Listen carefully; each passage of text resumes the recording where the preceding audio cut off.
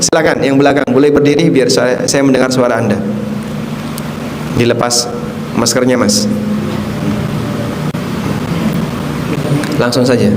Assalamualaikum warahmatullahi wabarakatuh. Waalaikumsalam warahmatullahi wabarakatuh. Apa yang harus kita lakukan saat ada orang yang merendahkan kita? Saat ada orang yang merendahkan kita. Baik. Apakah kita diam atau balas? Masya Allah. Baik. Apa yang harus kita lakukan saat ada orang yang merendahkan kita? Apakah kita perlu diam atau harus membalas? Pertama begini, jika Anda ingin mendapatkan tabungan di akhirat dan saat Anda direndahkan itu tidak terlalu merugikan diri Anda, bisa jadi diam lebih baik.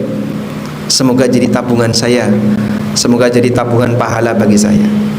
Sehingga misalnya si A merendahkan kita, terus kita diam, lalu kita bilang sama si A, terima kasih si A, semoga nanti sebagian sholat yang kau kerjakan Allah kasihkan ke saya pahalanya. Kita tidak membalas dengan merendahkan, tapi ngasih tahu ke dia, semoga nanti pahala sholatmu Allah kasihkan ke saya. Makanya Imam Hasan Al-Basri, kalau beliau dapat kabar beliau itu dirasani oleh orang lain, digibah oleh orang lain, maka beliau ngasih hadiah ke yang bersangkutan. Terima kasih, saya tidak bisa ngasih hadiah ke kamu yang lebih bernilai daripada ini, karena kamu sudah ngasih pahala kamu ke saya. Itu orang yang punya tingkat sabar yang bagus. Yang kedua, kalau sekiranya merendahkan diri Anda, orang lain merendahkan diri Anda itu menyangkut masalah agama. Misalnya, wah ini menyangkut masalah kehormatan agama saya, silakan Anda balas. Contoh, mohon maaf ya, sampai ada orang merendahkan jenggot. Wah, jenggot kayak apa misalnya? Kayak harimau. Emang harimau berjenggot?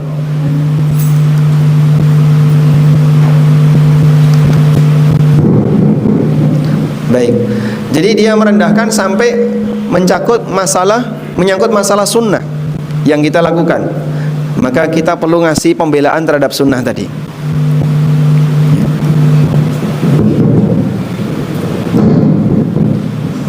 Berikan pembelaan kepada sunnah tadi ya. Anda harus bela. Ini sunnah Nabi SAW. Kamu lebih hina karena menghina sunnah Rasulullah SAW. Jadi pembelaannya bukan pada diri kita, tapi membela sunnah Rasulullah SAW. Misalnya ibu-ibu pakai jilbab, lalu dikata-katain sama orang yang nggak pakai jilbab, maka Anda boleh balas untuk membela jilbab. Dan dulu sahabat seperti itu. Jadi pembelaannya bukan semata pembelaan untuk pribadi, tapi pembelaan kepada posisi agama yang sedang beliau jalani. Wallahu ta'ala alam. Silakan. Fadhil. Silakan langsung. Pertama, membedakan antara yang terzalimi sama yang baper merasa terzalimi.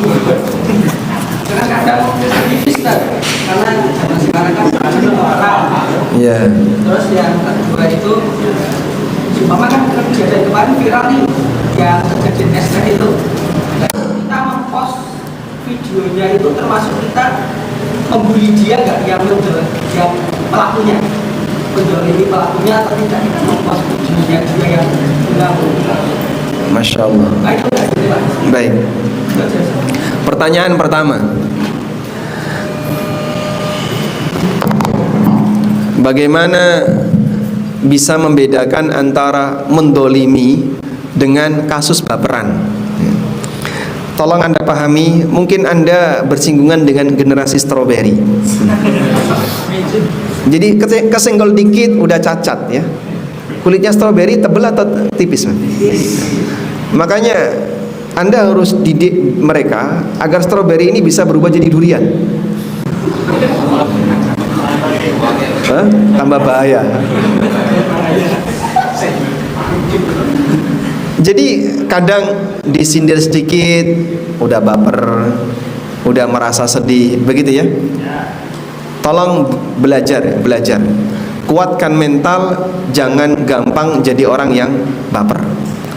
Anda tahu Anda punya perasaan, yang lain juga ngerti Anda punya perasaan. Tapi nggak semuanya perasaan itu yang bermain. Kadang logika juga perlu ditaruh di depan. Lebih duluan mana? Akal atau perasaan? Yang benar. Itu teori ya. Realitanya apa? Kenapa Bapak tidak menghargai perasaan saya? Saya juga punya perasaan. Apakah perasaan kamu lebih tinggi dari perasaan saya? Oh, sama-sama punya perasaan. Sudah? Sehingga kalau diingatkan, jangan bicara pakai perasaan. Sekarang begini, terus bedanya apa Pak? Antara itu dolim sama baper. Kalau yang bersangkutan memberikan masukan sesuai SOP, acuannya adalah SOP, standar yang berlaku. Sudah? Sehingga beliau mengkritik posisi Anda yang salah. Ini salah, ini keliru, nggak benar kayak gini. Dan dia sampaikan dengan standar masukan atau standar saran yang benar. Maka Anda ketika baper, Anda yang salah. Kalau memang salah, ya sampaikan salah. Kadang banyak orang yang ketika dia salah, kemudian dia disalahkan, dia nggak mau disalahkan. Ini orang baper. Ini orang baper. Tapi kalau misalnya dia menyalahkan dengan bahasa-bahasa yang nggak karuan, melebihi batasnya, misalnya salah cuman dikit aja, kelebihan cabai, pesanannya misalnya nggak pedes, Anda kasih pedes, lalu konsumen komplain, udah, itu kan bisa diatasi dengan lebih ringan. Tapi ketika itu Anda membentak dengan melebihi batas, kowe iki kurang turu, kurang ngopi, rapayu rabi misalnya ya. Wah, sampai masalah-masalah pribadi. Nah, yang kayak gini sudah melebihi batas. Maka yang seperti ini yang salah yang memberikan masukan dan kritik. Harusnya nggak perlu sampai segitu. Cukup yang penting dia sudah mengakui kesalahannya, sudah minta dia untuk memberikan solusi. Sudah selesai, udah selesai. Masalah sudah selesai. Masalah menjadi berkembang ketika itu masih ditambahkan. Karena itulah ketika memberi, ada orang, ini salah itu kan penyakit ya. Ketika ada orang ngasih obat kok melebihi dosis, yang salah dokternya. Tapi kalau orang yang sakit diberi obat oleh dokter sesuai dosis, kok yang sakit nolak, yang salah pasiennya. Paham ya? Baik. Sehingga Anda bedakan ini sesuai SOP atau tidak. Baik. Kemudian yang kedua, kalau kita men-share video tentang kasus, ada teh di luar Mas? Hah? Tentang kasus seperti itu, apakah itu termasuk mendolimi yang bersangkutan? Bagi saya sih nggak perlu untuk di-share ya. Karena masalah sudah selesai. Selanjutnya kita mengambil pelajaran dari situ untuk memberikan edukasi kepada masyarakat. Karena praktek seperti itu banyak. Dan tadi catatan yang paling sering dilanggar adalah beralasan dengan guyon untuk membenarkan kezaliman. Senajan aku ngelarakno ati awakmu tolong di ngapura lah, aku mau guyon. Apa dengan guyon itu jadi boleh? Dolim mau guyon maupun serius tetap zalim. Sehingga tadi sudah kita bacakan firman Allah di surat At-Taubah, orang munafik beralasan innama kunna nakhudu wa nal'ab. Itu alasan yang enggak diterima. Kami hanya bersenda gurau, kami hanya guyon. Allah enggak terima alasan itu. Maka kalau ada orang yang dia mendolimi orang lain dengan alasan guyon, ini alasan yang tidak bisa diterima. Dan Anda tidak perlu share seperti itu, apalagi sudah viral ya, sehingga kita tidak perlu mengeluarkan tenaga untuk ikut terlibat di sana. Yang penting memberi peringatan kepada masyarakat dan ngasih arahan, jangan sampai seperti ini terulang. Baik. Tingkat bullying di sini tinggi nggak? Tingkat bullying nggak pernah diteliti. Lumayan. Potensi bullying di warung. Kami punya pondok dan punya sekolah. itu kita punya tagline zero bullying. Jadi kalau terjadi bully atau apa, segera dilakukan tindakan. Nggak boleh yang namanya bullying. Kita kasih penekanan kepada para santri, kalau sampai ada ketahuan membuli, akibatnya lebih panjang. Sehingga membuli bisa menyakiti temannya, tapi dia lebih bisa sakit hati pasca itu. Pasca dia membuli, dia bisa lebih sakit hati. Makanya waspada dengan yang namanya bully. Mungkin bisa diterapkan ya aturan. Kalau sampai kedapatan ada karyawan yang membuli, maka dia bisa dibuat lebih sakit hati daripada ketika dia menyakiti yang lain. Sanggup kira-kira kayak gitu? Wah, nanti bubar semua. Nah, cukup. Assalamualaikum. Waalaikumsalam. Apa yang dimaksud memperbanyak shaf salat jenazah? Kalau ada satu laki-laki, dua perempuan, apakah benar shafnya perempuan jadi dua shaf? Imam, shaf perempuan satu orang, shaf perempuan satu orang. Baik, ada aturan dalam pembentukan shaf dalam salat, yaitu shaf itu minimal 2 orang. Ini ya, shaf dalam salat. Jadi kalau kita salat berdua, imam sama makmum, makmumnya di mana? Samping atau belakang? Kenapa di samping? Karena minimal shaf itu 2 orang. Oleh karena itu ada hadis yang menyebutkan, siapa yang salat di belakang shaf sendirian, padahal kanan kirinya masih memungkinkan dia masuk bergabung, maka yang salat di belakang shaf sendirian ini batal. Salatnya apa? Batal.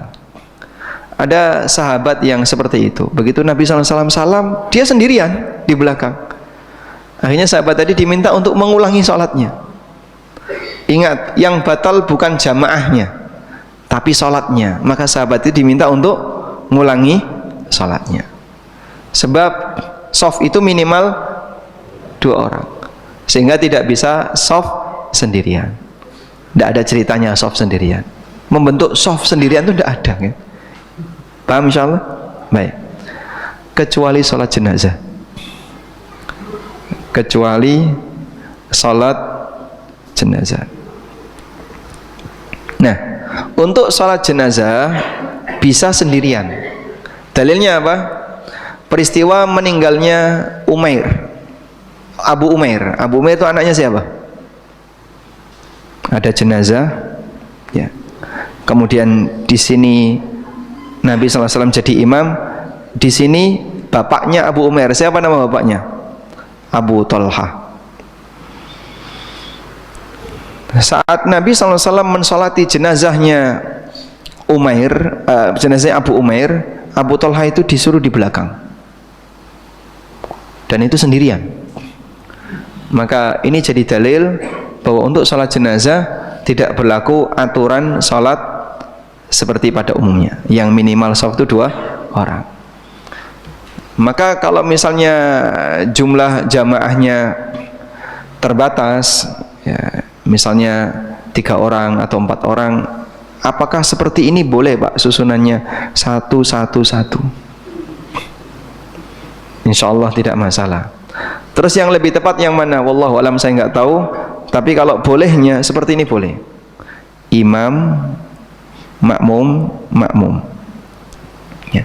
Andai pun disusun seperti ini, boleh. Jenazahnya ada di depan ini. Baik, khusus sholat jenazah. Kalau sholat wajib kayak gini, yang sah cuman imam. Belakangnya nggak boleh, karena sholat di belakang shaf hukumnya apa? Bisa membatalkan sholat. Wallahu a'lam.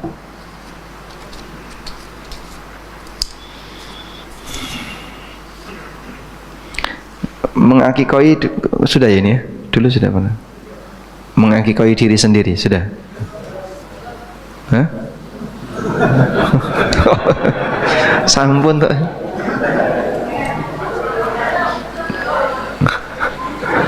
Insyaallah menggalang kekuatan. Ayo ngomong belum semuanya. Assalamualaikum. Waalaikumsalam. Apakah orang yang belum diakikoi wajib mengakikoi dirinya sendiri? pada asalnya yang bertanggung jawab mengakikahi anak adalah orang tua. Dan kalau nggak bisa di hari yang ketujuh, boleh ditunda sesuai kemampuannya ya.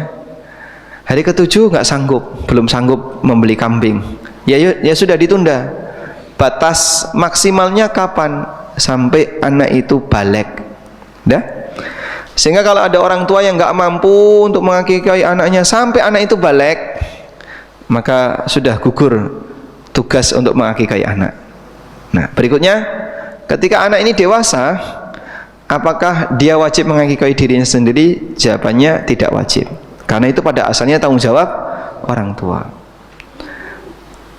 Tapi kalau ada orang tua yang dia mampu tapi sengaja tidak mengakikahi anaknya, nah ini mukhalifun li sunnah, dia menyalahi ajaran sunnah yang seharusnya dia mampu tapi dia tidak memberikan akikah.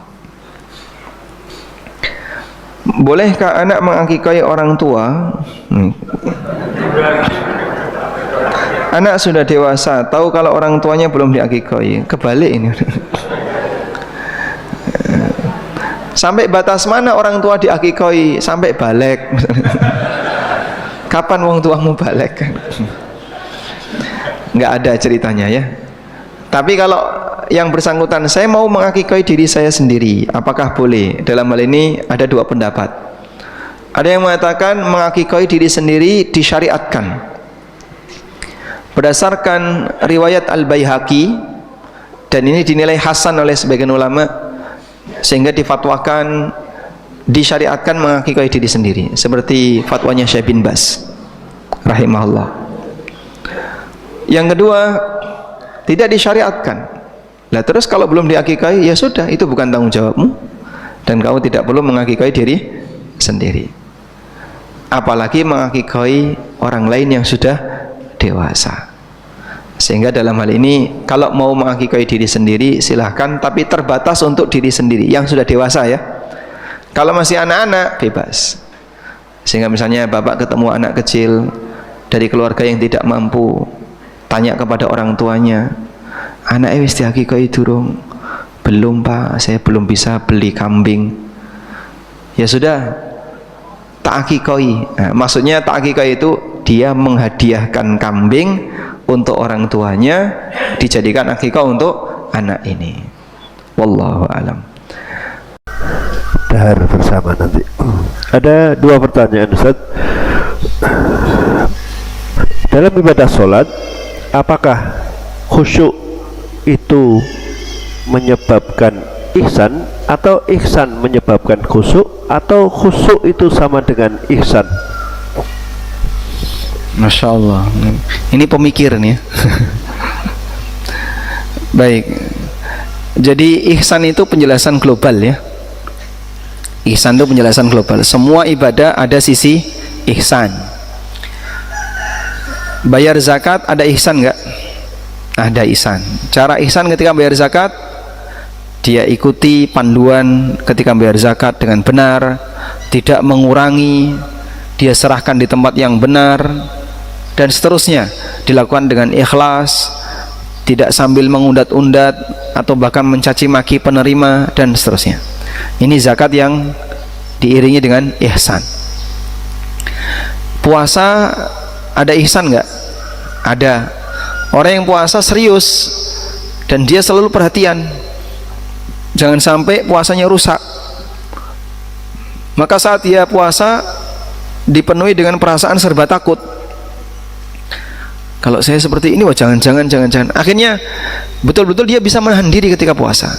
Tidak hanya sebatas makan minum, tapi dia bisa menahan diri dari aneka maksiat, dia bisa menahan diri dari perbuatan-perbuatan yang sia-sia, fokus dengan hal-hal yang baik. Ini ihsan dalam puasa. Sebagaimana sholat juga sama, ada ihsan dalam sholat. Nah, ketika orang sholat dengan ihsan, salah satu pengaruhnya adalah khusyuk. Maka khusyuk dalam sholat itulah bentuk ihsan ketika sholat. Dan dengan melakukan ihsan saat sholat, orang akan bisa khusyuk. Jadinya gimana itu kesimpulannya? Anda simpulkan sendiri ya. Intinya mau disebut ihsan ketika sholat atau dia khusyuk. Khusyuk salah satu bentuk ihsan dalam sholat, karena ada bentuk ihsan berupa sholat sesuai sunnah, itu ihsan, gerakannya disesuaikan dengan sunnah, bacaan-bacaannya tidak ditambah-tambahi, dia baca persis sebagaimana teks yang diajarkan. Allahumma salli ala Muhammad wa ala ali Muhammad kama sallaita ala Ibrahim wa ala ali Ibrahim, persis sebagaimana teks dalam hadis riwayat Bukhari. Dia nggak nambahi. Ihsan dalam salat. Maka ihsan cakupannya lebih luas dibandingkan khusyuk. Khusyuk bagian dari ihsan ketika salat. Wallahu a'lam. Yang terakhir Ustaz, bagaimanakah aturan yang benar untuk cipika-cipiki saat ketemu? Karena saya perhatikan ada sebagian orang yang setiap ketemu selalu ngajak cipika-cipiki. Berkaitan dengan fenomena cipika-cipiki, seperti apa aturan yang benar? Jadi ada 3 hal yang perlu dibedakan ya. Pertama, salaman, jabat tangan. Yang kedua, mu'anaqah, berangkulan, cipika-cipiki. Yang ketiga, takbil, mencium. Jadi ada 3. Kalau Anda bisa membedakan ini, maka bisa melakukan praktek dengan tepat ya. Yang pertama, jabat tangan. Masing-masing dari 3 ini ada areanya sendiri-sendiri. Kapan jabat tangan, kapan mu'anaqah, cipika-cipiki, dan kapan mencium. Untuk yang pertama, jabat tangan. Jabat tangan ini dianjurkan untuk dilakukan setiap kali ketemu, baik ketemu dalam waktu lama maupun ketemu dalam waktu yang lebih sering. Dianjurkan apa? Jabat tangan. Sehingga misalnya Anda masuk kantor, hari ini masuk kantor, jabat tangan, besok masuk kantor lagi, jabat tangan lagi, silakan. Sebagaimana yang pernah ditanyakan oleh seorang sahabat kepada Nabi SAW dalam hadis riwayat Tirmidzi, Rasulullah SAW ditanya oleh beliau, inna rajula fina idza talaqau ikhwanahu aw sadiqahu ayaltazimu wa yuqabbiluhu. Kalau ada orang ketemu saudaranya atau ketemu temannya, apakah dia boleh mendekapnya kemudian menciumnya? Kata Nabi SAW, la. Afayan hanilahu, boleh enggak dia menghormat dengan cara nunduk? Rasulullah SAW mengatakan, la. Afayakhudhu biyadihi wa yusafihuhu, boleh enggak dia ambil tangannya lalu jabat tangan? Kata Rasulullah SAW, na'am. Sehingga kalau sebatas ketemu, yang benar apa? Jabat tangan. Yang kedua, mu'anaqah. Mu'anaqah cipika-cipiki tadi ya. Untuk mu'anaqah itu dianjurkan untuk dilakukan jika berpisah dalam waktu yang lama. Pulang dari safar, lama nggak ketemu, terus ketemu, maka dianjurkan apa? Mu'anaqah. Sebagaimana keterangan Anas bin Malik yang diriwayatkan oleh At-Tabrani, Anas pernah mengatakan, kana ashabun Nabi sallallahu alaihi wasallam idza talaqau tasafahu. Para sahabat Nabi sallallahu alaihi wasallam kalau saling ketemu mereka salaman. Wa idza qadimu min safarin ta'anaqu. Dan kalau mereka baru pulang dari safar, mereka berangkulan, cipika-cipiki. Sehingga hanya di posisi ini anjuran untuk berangkulan, yaitu ketika lama ketemu, saat pulang dari safar atau terpisah dalam waktu yang lama, kemudian saat ketemu silahkan berangkulan. Yang ketiga, mencium. Mencium ini ada 2 alasan yang dibenarkan dalam syariat kita. Pertama, mencium karena menghormati dengan latar belakang agama atau usia. Mencium orang tua, mencium guru, tangannya atau dahinya sesuai dengan tradisi masing-masing. Kalau di Indonesia cium tangan, kalau di Arab cium dahi. Sehingga Anda bisa lihat ya, para masyayikh begitu selesai kajian, kadang tulabul ilmi di Madinah mendekat terus mencium dahi syekh. Ada yang bersedia dan ada yang tidak bersedia. Yang kedua, karena alasan asyafaqah, sayang. Contohnya suami mencium istri atau orang tua mencium anak, ini hukumnya diperbolehkan karena alasan asyafaqah, sayang ya. Sehingga kalau sama temannya ya jangan ya. Saya sayang sama teman saya. Ini berbahaya. Maka cukup berangkulan cipika-cipiki, tapi tidak sampai pada tingkatan mencium. Kecuali kepada tadi ya, orang yang lebih tua yang kita hormati, atau orang yang kita hormati karena ilmunya, dia boleh dilakukan at-taqbil atau mencium. Wallahu alam. Ada tambahan satu lagi, Ustaz. Izin Ustaz, ketika mohon dijelaskan tentang hadis dari Abdullah bin Ibrahim ketika Rasulullah hijrah ke Madinah, yaitu menyampaikan 4 pesan, yaitu 1, tebarkan salam, berilah makan, sambutlah silaturahmi, dan salatlah malam ketika orang tidur nyenyak akan masuk surga dengan selamat. Yang saya tanyakan, apakah tradisi kunjung-mengunjung ke kerabat teman-teman pada Idul Fitri termasuk dalam silaturahmi atau tidak? Terima kasih. Paham pertanyaannya ya?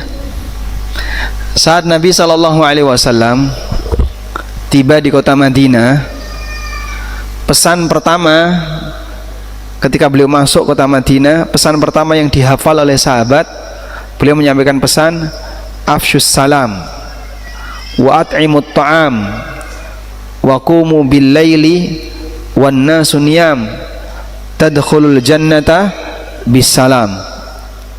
Sebarkan salam, beri makan orang lain, lakukanlah qiyamul lail ketika orang lagi pada tidur, kau akan masuk surga yang penuh dengan keselamatan. Apakah ini bisa jadi dalil anjung ketika Idul Fitri? Nah, kalau Idul Adha enggak ya? Kumpul di masjid Idul Adha, bukan berkunjung ke rumah-rumah. Apakah ada dalil ini bisa dijadikan dalil untuk itu? Wallahu alam, terlalu jauh. Karena ternyata kita tidak jumpai budaya seperti ini di kalangan para sahabat. Andaikan budaya itu ada, tentu akan ada riwayat yang sampai kepada kita dengan masyhur bahwa dulu para sahabat seperti itu. Namun kita tidak menjumpai demikian. Tapi pada prinsipnya berkunjung itu bebas waktu, dan mengenai waktu berkunjung bisa mengikuti budaya di masing-masing tempat. Sehingga kalau misalnya di daerah kita berkunjung itu dominan dilakukan saat musim lebaran, ya insya Allah melakukan hal itu hal-hal yang mubah, bisa kita anggap sebagai hal yang mubah. Tidak ada, selama tidak ada pelanggaran syariat, silahkan. Pelanggaran syariat contohnya apa Pak? Salaman lawan jenis yang bukan mahram, nah itu jelas. Atau misalnya pesta yang isinya maksiat, nggak boleh. Ada juga di daerah yang lain waktu berkunjungnya di hari yang berbeda. Di Jogja lebaran berkunjung itu H keberapa? H pas hari hanya kan ya. Di Klaten H+1. Jadi hari H kok berkunjung, kegasian. Pulang dulu, besok selesai sholat id mereka pulang, selesai cuman makan-makan di rumah dan tidak ada kegiatan berkunjung. Besoknya baru rame ya, saling berkunjung. Betul ya? Itu Klaten sampai mana itu? Klaten saja. Solo apa Solo? Nah, di daerah yang lain beda. Di Boyolali puncak saling berkunjung itu tanggal 15 Sya'ban. Jadi sebelum Ramadan. Acara apa? Ruahan ya. Itu katanya lebih rame daripada Idul Fitri. Nyadran. Ada salah satu jamaah umroh yang sempat ngundang saya. Ini pas nyadran, monggo. Jadi dalam pikiran beliau, datang ketika nyadran, ya itulah tradisi kami. Sehingga bahkan bisa lebih ramai daripada Idul Fitri.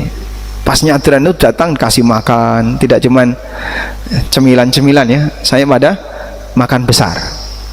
Wallahu alam. Tapi pada prinsipnya insya Allah hal seperti ini hal yang mubah, karena sifatnya hanya masalah budaya kaum muslimin terkait kunjungan, kapan yang lebih tepat waktunya. Baik, demikian. Ada pertanyaan melalui WA.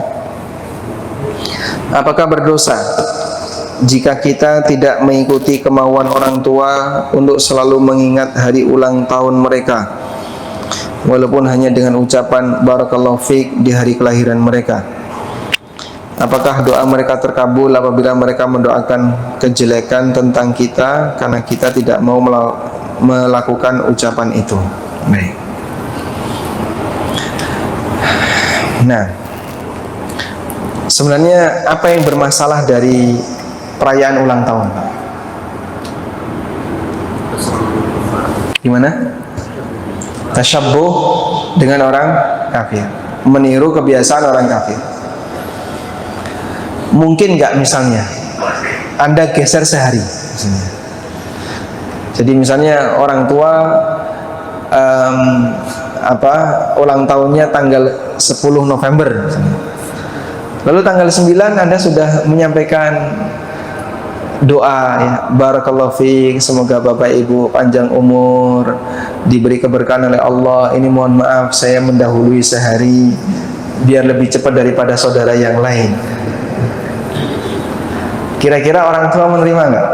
Kalau geser sehari seperti ini, apakah masih termasuk? Esensinya sama. Boleh nggak kita mendoakan orang lain dengan doa keberkahan untuk usianya? Boleh, asal tidak diniatkan untuk peringatan ulang tahun. Berarti kalau ini kan diniatkan untuk berbakti kepada orang tua. Daripada nanti saya punya masalah dengan orang tua, saya buat seperti ini. Kira-kira kalau seperti itu Anda menerima nggak? Enggak Pak Ustadz, tetap saja itu ulang tahun. Baik. Pertama begini, tentang masalah ulang tahun. Sebenarnya memang ada khilaf di antara para ulama dalam menilai apakah itu masuk tasyabbuh ataukah tidak. Karena dalam kaidah yang disampaikan oleh Imam Malik bin Anas,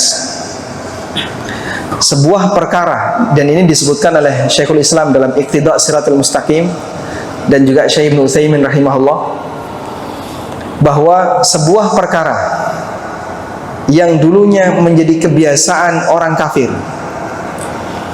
namun kemudian belakangan itu menjadi aktivitas umum seluruh masyarakat tanpa memandang latar belakang agama, maka melakukan perbuatan itu tidak terhitung tasyabbuh. Saya ulang ya, ada perbuatan yang dulu menjadi kebiasaan non-muslim, tapi kemudian belakangan itu menjadi umum sehingga tidak memandang agama, baik muslim maupun non-muslim semuanya melakukannya.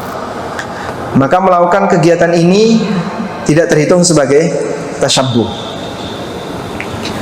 Dan contoh seperti ini cukup banyak. Dulu para ulama menganggap menggunakan zunnar, sabuk zunnar itu ciri khas Nasrani. Maka Imam Syafi'i pernah ditanya ketika beliau menyampaikan sebuah hadis. Lalu ada orang yang bertanya, "Wahai Imam Syafi'i, apakah Anda akan mengamalkan hadis ini?" Imam Syafi'i mengatakan, "Atarani fiyya zunnar?" Coba kau lihat di badanku ini ada zunar nggak? Maksudnya gimana? Menurut kamu apakah saya ini orang Nasrani? Dapat hadis sahih, kenapa nggak saya amalkan? Ya saya amalkan. Sebagai seorang muslim, saya harus mengamalkan. Sehingga kata Imam Syafi'i, apakah kamu melihat di badanku ada zunar, ada sabuk gaya Nasrani? Kenapa tidak saya amalkan? Saya seorang muslim, saya bukan orang Nasrani. Tapi belakangan sabuk seperti ini dipakai oleh semua orang, baik muslim maupun non muslim, dan tidak ada pengingkaran. Contoh yang lain, Imam Ahmad rahimahullah menilai bahwa ngerok bagian tengkuk, ngerok rambut bagian tengkuk itu termasuk tasyabbuh, karena itu kebiasaan buruk orang Nasrani. Bagian tengkuknya itu dikerok. Baik, kita kalau cukur bagian tengkuk dikerok nggak Pak? Dikerok. Tapi itu umum, semua orang ketika cukur, ini bukan cukur gundul ya, kalau gundul kan dikerok semua ya. Semua orang kalau cukur bagian belakang pasti dirapikan dengan cara dikerok. Sehingga praktik ini sudah tidak lagi menjadi perbuatan tasyabbuh ketika ada orang muslim yang melakukannya. Kemudian dulu sebagian ulama menilai bahwa memakai celana saja itu kebiasaan orang barat, orang kafir. Dan di beberapa pesantren kan itu masih dipertahankan. Makanya haram pakai celana, harus pakai sarung. Karena ini masuk kategori tasyabbuh. Tapi belakangan itu tidak, celana dipakai siapa? Semua orang. Sehingga mereka yang tidak punya budaya pakai jubah, kemana-mana rata-rata pakai apa? Celana. Dan ini tidak terhitung sebagai tasyabbuh. Paham di sini? Baik. Maka berlaku kaidah tadi, bahwa sebuah perbuatan yang dulunya menjadi kebiasaan orang kafir, apabila itu dilakukan oleh hampir seluruh masyarakat sehingga tidak lagi itu menjadi ciri khas non muslim, maka perbuatan itu sudah tidak masuk sebagai sudah tidak lagi disebut sebagai tasyabbuh. Baik, kembali ke ulang tahun. Ulang tahun sebenarnya ada dua permasalahan. Pertama, pertimbangan tasyabbuh. Berarti kita menganggap bahwasanya praktek ulang tahun itu datang dari budaya barat yang kemudian dilakukan oleh sebagian kaum muslimin. Yang kedua, pertimbangan yang kedua, adanya keyakinan bahwa apabila orang itu dilakukan ulang tahun, maka akan semakin menambah keberkahan bagi hidupnya. Udah? Dan keyakinan ini berarti dia punya akidah yang tidak pernah ada dalilnya, yang sudah kita pelajari ya. Keyakinan itu datang dari mana? Dia nggak pernah diajari oleh siapa. Yang ngajari ini siapa kan nggak ada ya.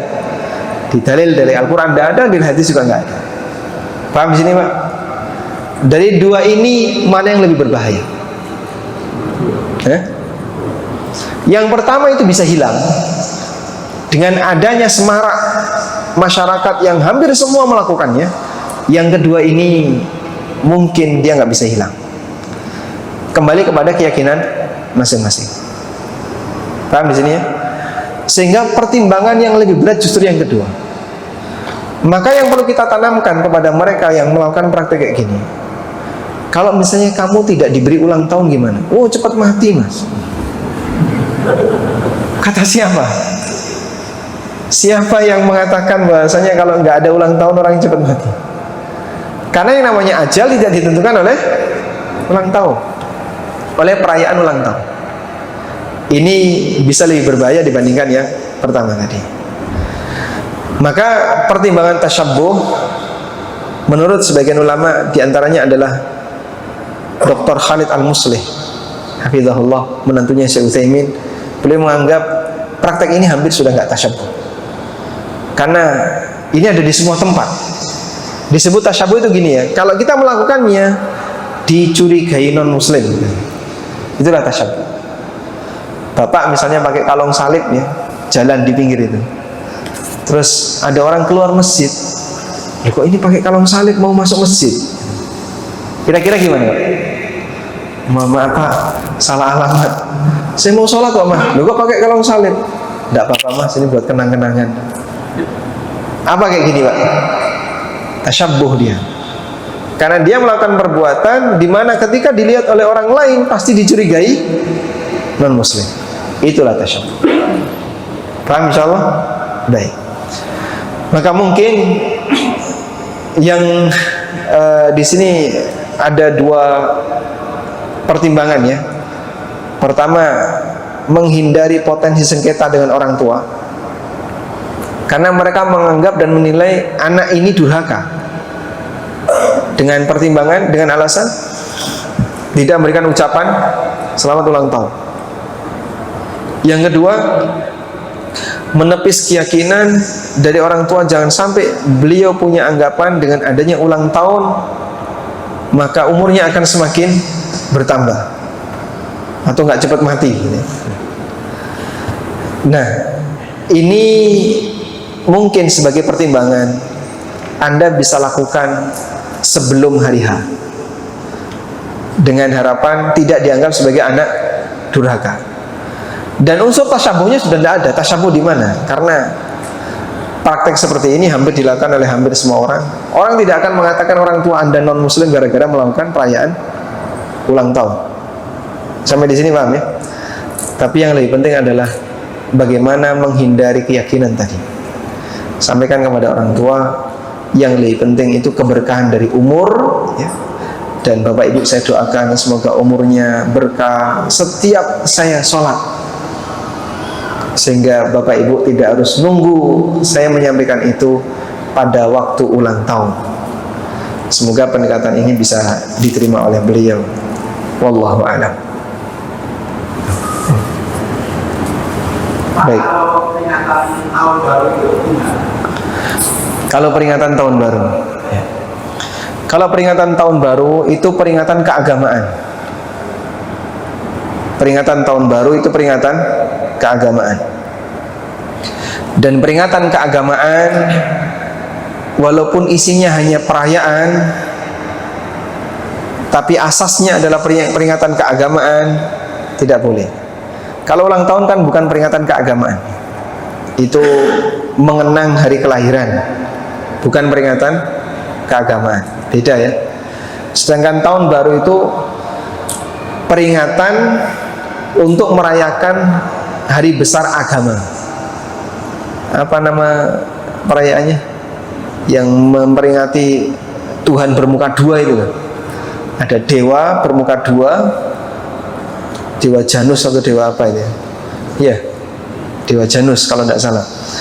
Dia diperingati setiap tanggal 1 Januari. Sehingga peringatan itu sebenarnya datang dari penganut paganisme yang menyembah berhala, kemudian turun-temurun sampai sekarang. Makanya kaum muslimin tidak boleh ikut-ikutan ya, apalagi memeriahkan dengan trompet dan seterusnya, karena setiap trompet itu pernah dicoba oleh yang jual. Apa hubungannya? Nggak boleh ikut-ikutan seperti itu. Apakah jadi kesimpulannya berarti kita boleh merayakan ulang tahun? Saya tidak memberikan pernyataan demikian. Cuman tadi memberikan pertimbangan dalam rangka menghindari dampak madharat ketika Anda harus bersitegang dengan orang tua, karena mereka menganggap anak ini sebagai anak durhaka. Maka hanya sebatas menyampaikan selamat ulang tahun tidak teranggap sebagai apa? Atau hanya menyampaikan doa untuk orang tua, semoga Bapak diberi keberkahan untuk umurnya, tidak dianggap sebagai tasyabbuh dengan orang kafir. Tapi justru yang lebih penting adalah menyadarkan orang tua agar beliau tidak punya keyakinan dengan adanya perayaan umurnya akan bertambah, karena ini bukan sebab untuk menambah umur. Kalau dengan silaturahmi umur seorang hamba ditambah, itu hadis riwayat Bukhari Muslim. Tapi kalau dengan ulang tahun nggak ada dalilnya. Dan saya tidak menyatakan berarti merayakan ulang tahun dibolehkan apalagi dianjurkan. Cuman jika terjadi seperti ini dengan orang tua, maka Anda bisa mengambil sikap sebagaimana yang tadi saya sampaikan. Wallahu a'lam. Hanya menyampaikan tadi atau upaya? Iya, intinya hindari potensi dianggap sebagai anak durhaka. Biar Anda selamat, tidak dianggap sebagai anak durhaka. Udah? Ada lagi? Silakan. Agak mencium hajar aswad dengan akidah yang jelas, akidah yang lurus. Mencium hajar aswad dengan catatan nomor 11. Akidah yang lurus. ya. Apakah mencium hajar aswad termasuk akidah yang lurus? Baik. Kita mencium hajar aswad karena keyakinan apa?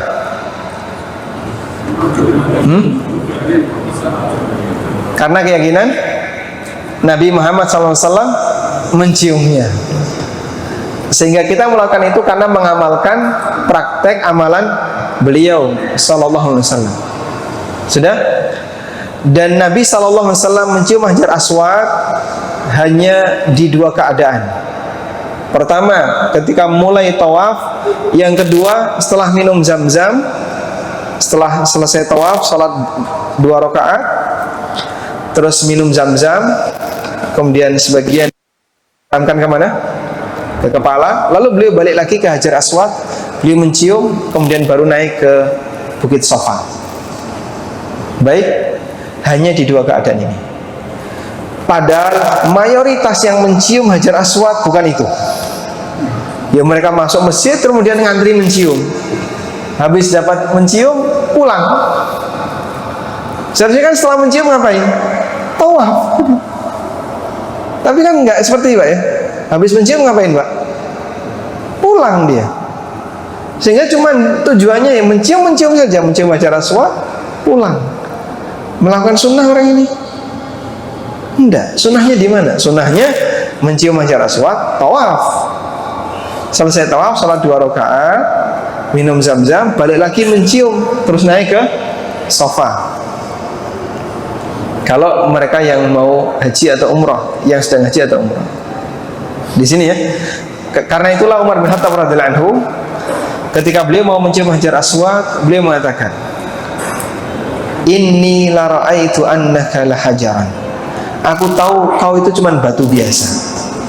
Laula anni ra'aitu Rasulullah sallallahu alaihi wasallam qabbaltuka ma qabbaltuka. Andaikan aku tidak pernah melihat Rasulullah SAW menciummu, maka enggak sudi aku mencium. Jadi latar belakangnya karena mengamalkan praktek Nabi SAW. Makanya di kegiatan tawaf tidak ada sunnah ngusap makom Ibrahim, ngusap hijir, atau ngusap yang lain, kecuali 2 rukun yamani dan hajar aswad. Wallahu a'lam. Bisa diterima jawaban ini, Pak? Atau ada tambahan? Cukup, baik. Ada yang lain? Jadi apa kaitannya dengan akidah? Itu lebih kepada praktek amal ya, sama seperti kenapa sholat isya kok 4 rakaat? Jawabannya gimana? Ya karena Nabi SAW ngajari kayak gitu. Terus kaitannya dengan akidah angka 4 apa Pak Ustadz? Ya tidak ada.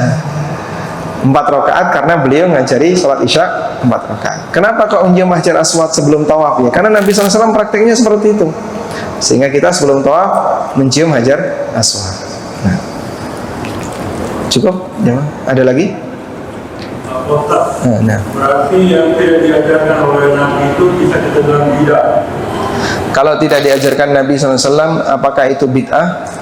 Pertanyaan saya, gimana caranya kita mendidik keluarga kita terdekat orang tua saudara untuk meminimalisir aliran?